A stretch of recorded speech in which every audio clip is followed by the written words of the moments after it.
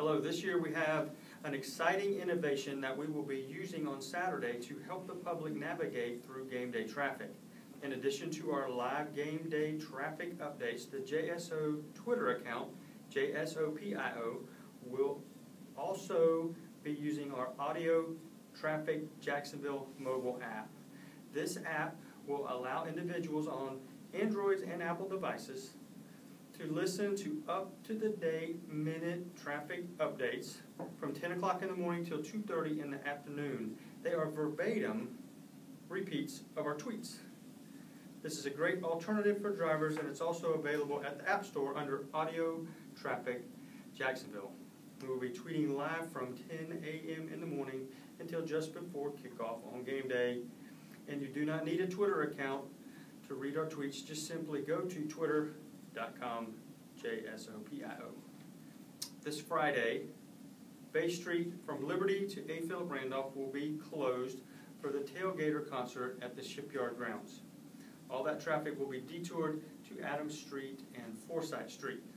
All the bridges are scheduled to be open, and we are asking everyone that wants to attend Friday night the camper lot or the Florida-Georgia Line concert on Bay Street to utilize the parking at the sports complex.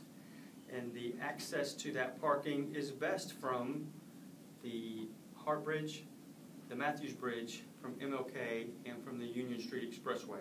All the lots will be open. There's a minimal fee to park. We request that you use cash, and that we will have plenty of police and security and parking attendants so that the parking will be easy, and then it's just a short walk right to the front gates of the concert or a short walk to the camper lot, whichever one you want to choose to go to. Also, Friday night's Halloween. We encourage people to wear their costumes and enjoy the festivities around Halloween, but we do ask that nobody wear masks over their face. Masks will not be allowed in the camper lot, they won't be allowed in the concert venue area, and they will not be allowed in the Jacksonville landing either. There's one important thing that I really want everybody to realize and understand. The traffic for the game day on Saturday will be extremely heavy. If you're going to the game on Saturday, the Florida-Georgia game, you must arrive early, and we recommend that be 5 hours early. Designated parking, general parking, you need to be in the sports complex about 5 hours early to ensure that you get to your parking spot, because the gates open to the stadium at 1:30, and at 1:30 the police presence will focus on the pedestrians walking to the stadium and not the vehicles arriving into the sports complex. So if you're not in your parking spot by 1:30, your commute will be even longer because our priority will shift from traffic to pedestrians. So it's very important that everybody arrive early, and we recommend 5 hours early. If you do not have a parking pass and you're not already in a parking area and you're looking for general parking, that availability is very minimal. So we're encouraging people to use our public transportation options, which is the shuttles. There is a link on our website at JAXSHERIFF.org or JTA.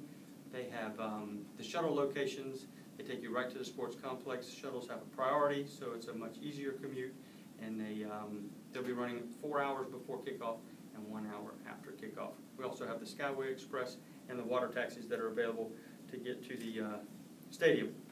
In addition to that, we have 16 variable message boards that we put out throughout the sports complex and on all the interstates leading into downtown. Those message boards will have information on how to get into the specific lots that parking passes are heading toward. So don't concentrate on your GPS. You need to pay attention to those signboards, and they'll tell you what lane to get into and what road to exit on. That will efficiently get you into the lot that you're looking for. And then lastly, the safety. Safety is important. It's always good to know that there's options, and our options are called sideline safety zones. There's several sideline safety zones that are in place throughout the sports complex.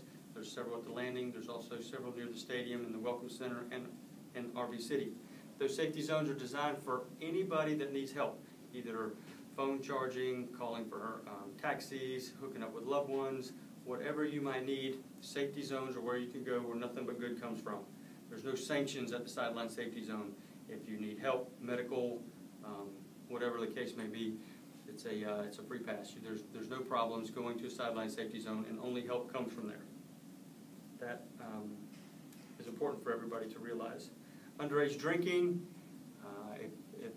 if you're under 21 years old, it's unlawful to consume alcohol. The Jacksonville Sheriff's Office, along with the ABT division, will be working together, some in uniform, some in plain clothes, to address the underage drinking issue. If you're under 21 years old, you're consuming alcohol, you will be given a citation.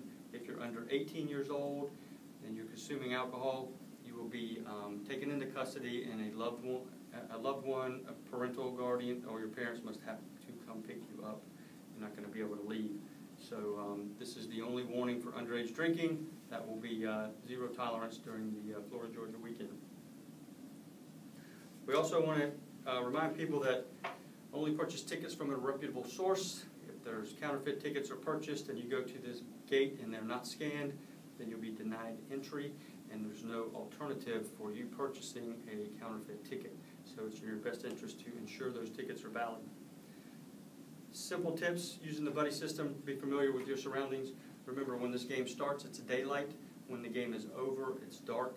We have several streets that are the same name on both sides of the stadium.